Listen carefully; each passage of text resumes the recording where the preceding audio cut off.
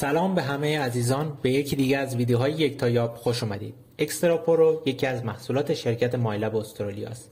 این دستگاه خیلی سبکه و راحت میتونید از اون استفاده کنید. همچنین این دستگاه با 3 لوپ مختلف 12 اینچ، 8 اینچ عرضه میشه که میتونید به عنوان لوازم جانبی اونا رو خریداری کنید. اکسترا پرو تا عمق 5 متر کاملا ضد آب.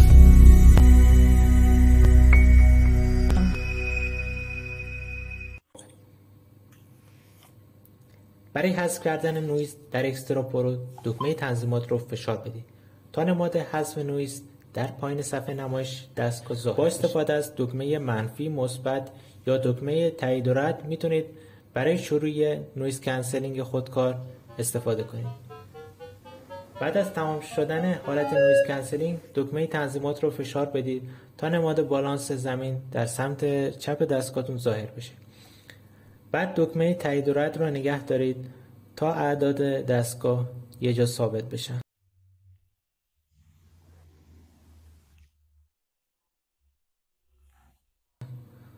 وقتی که اعداد دستگاه یه جا ثابت شدن دکمه رو رها کنید. یک بار دیگر دکمه تایید و رد رو بزنید تا نماد ردیابی در بالای صفحه نمایش دستگاهتون ظاهر بشه. بعد از اینکه این کار رو انجام دادید دکمه بالانس رو کلیک کنید تا به صفحه اصلی دستگاه. این دستگاه 6 حالت مختلف یا همون مودهای مختلف داره که میشه پارک 1، پارک 2، مزرعه 1، مزرعه 2، ساحل 1، ساحل 2.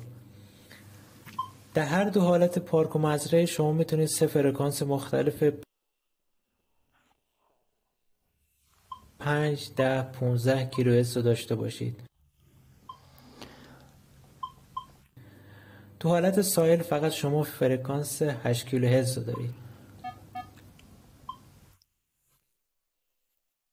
این دستگاه 3 سطح نور مختلف داره: بالا، متوسط و خاموش. و همچنین شما 119 شناسه تفکیک دارید که میتونید اونا رو با توجه به نیازتون تنظیم کنید. تو تفکیک استاندارد آهنای بی ارزش مثل این میخ رو نمیگیرن و وقتی دستگاه رو در حالت تمام فلزات تنظیمش کنید فلزات آهنی رو شناسایی و تشخیص میدن.